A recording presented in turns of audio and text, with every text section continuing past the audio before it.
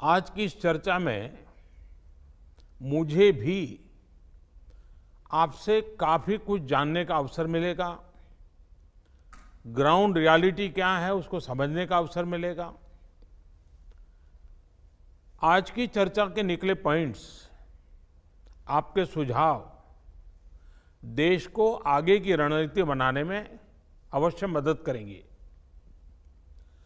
साथियों, किसी भी संकट से निपटने के लिए टाइमिंग का बहुत महत्व होता है।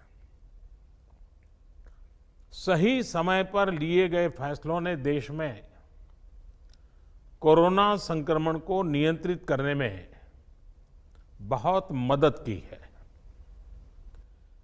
भविष्य में जब कभी भारत की कोरोना के खिलाफ लड़ाई का अध्ययन होगा तो ये दौर इसलिए भी याद किया जाएगा कि कैसे इस दौरान हमने साथ मिलकर के काम किया, कोऑपरेटिव फेडरलिज्म का सर्वोत्तम उदाहरण प्रस्तुत किया।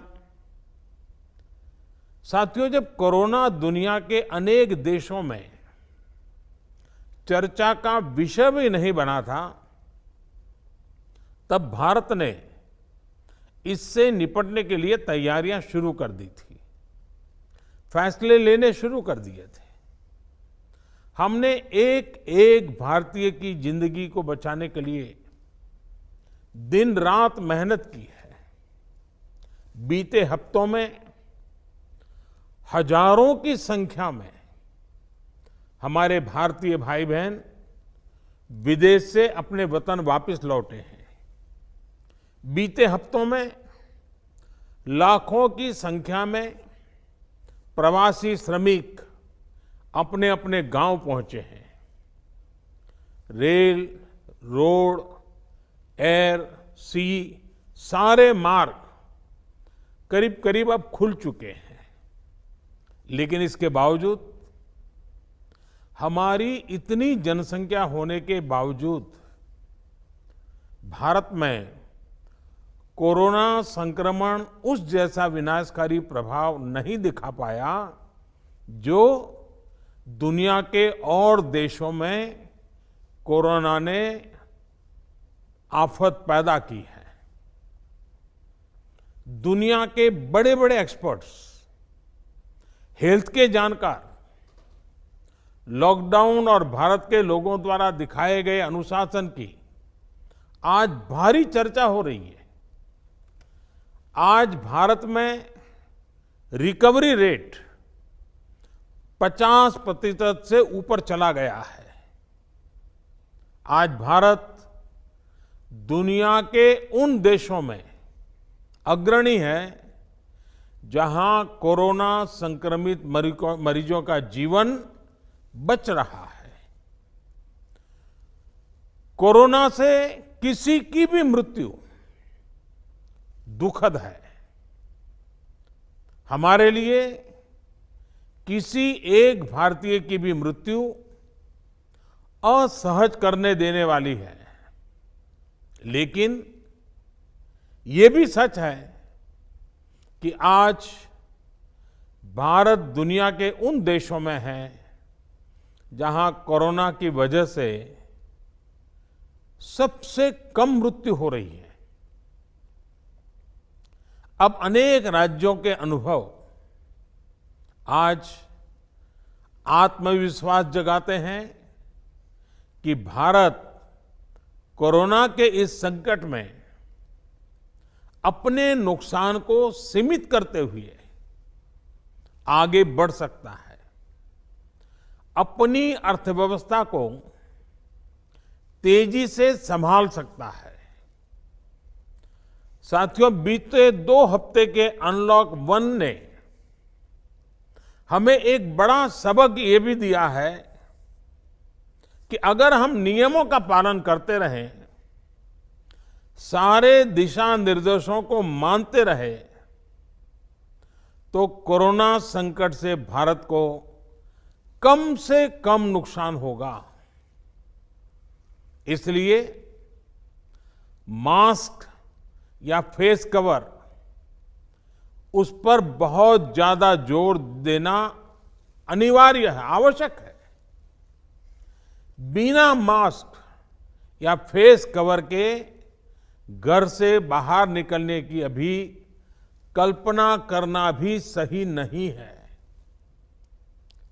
ये जितना खुद उस व्यक्ति के लिए खतरनाक है, उतना ही उसके आसपास के लोगों के लिए भी।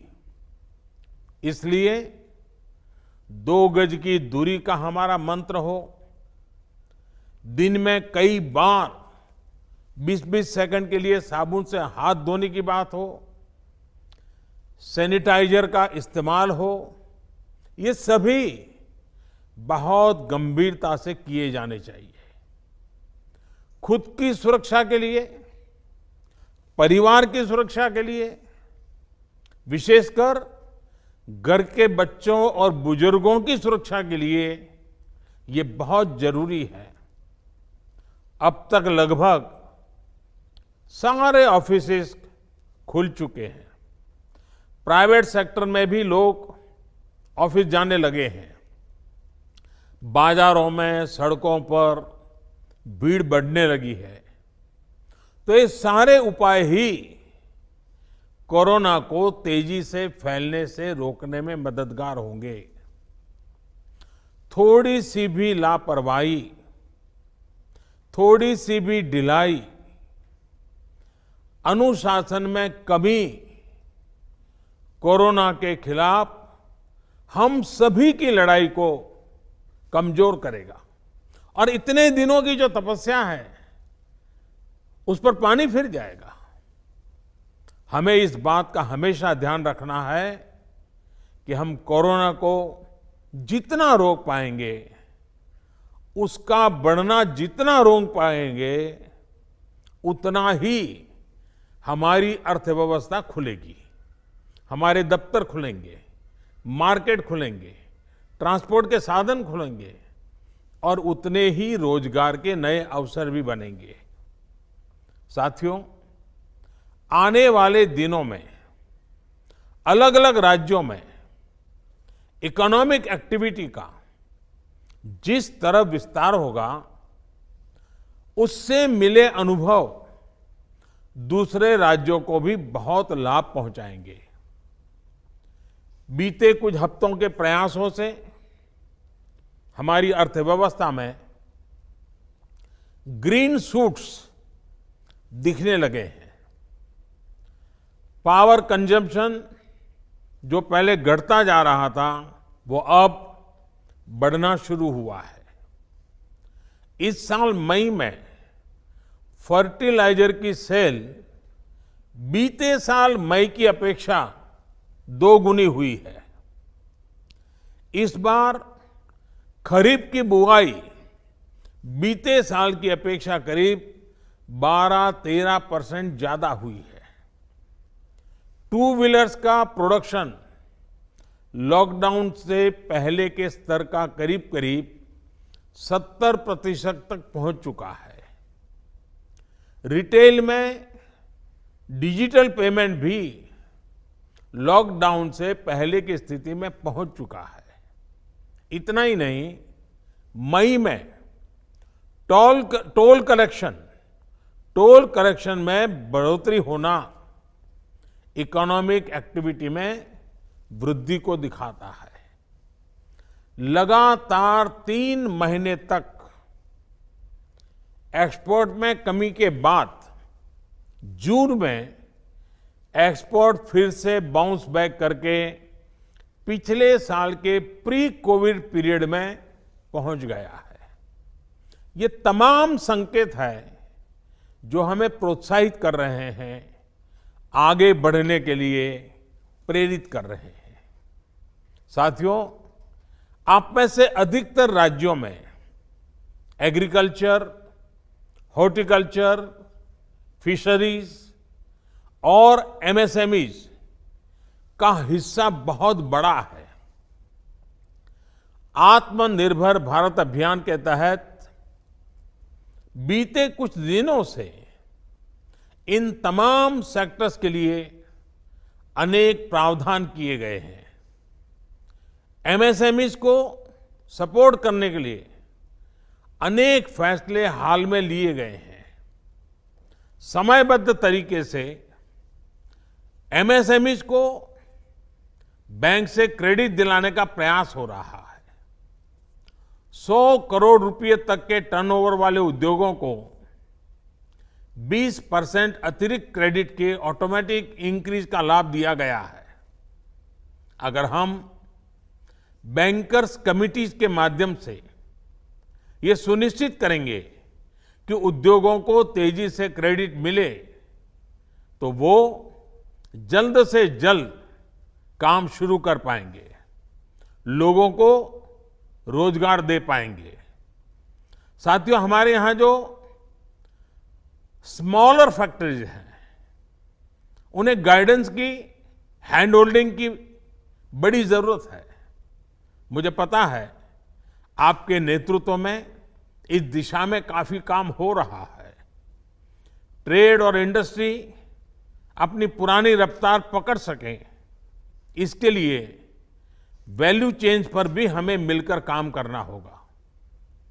राज्यों में जहां कहीं भी स्पेसिफिक इकोनॉमिक एक्टिविटी पॉइंट्स हैं, वहां 24 घंटे काम हो, सामानों की लोडिंग अनलोडिंग तेजी से हो, एक शहर से दूसरे शहर तक सामान जाने में स्थानीय स्तर पर किसी तरह की दिक्कत ना हो, तो इकोनॉमिक एक्टिविटी और तेजी से बढ़ेगी। साथियों, किसान के उत्पाद की मार्केटिंग के क्षेत्र में हाल में जो रिफॉर्म्स किए गए हैं, उससे भी किसानों को बहुत लाभ होगा।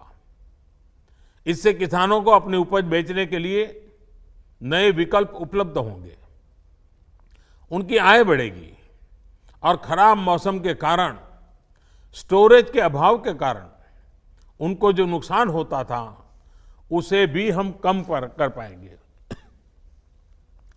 जब किसान की आय बढ़ेगी तो निश्चित रूप से डिमांड भी बढ़ेगी और राज्य की अर्थव्यवस्था की गति भी बढ़ेगी। विशेष तौर पर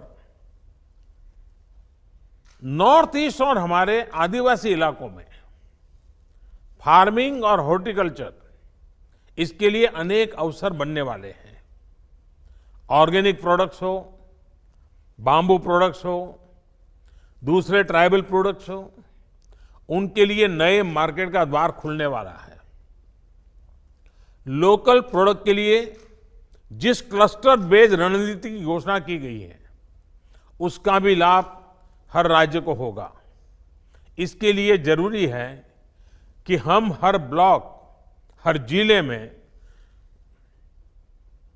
ऐसे प्रोडक्ट्स की पहचान करें जिनकी प्रोसेसिंग या मार्केटिंग करके एक बेहतर प्रोडक्ट हम देश और दुनिया के बाजार में उतार सकते हैं।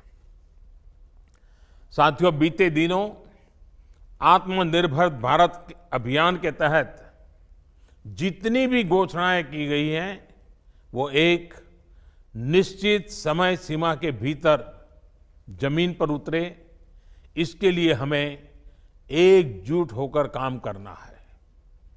इस पृष्ठभूमि में कोरोना से लड़ाई और इकोनॉमिक एक्टिविटी से जुड़े आपके जो सुझाव हैं, जो तैयारियां हैं, वो जानने के लिए मैं बहुत उत्सुक हूं और मुझे पक्का विश्वास है कि अनुभव के आधार पर आपकी जो बातें आएगी, वो आने वाले रणनीति बनाने में बहुत काम आएगी।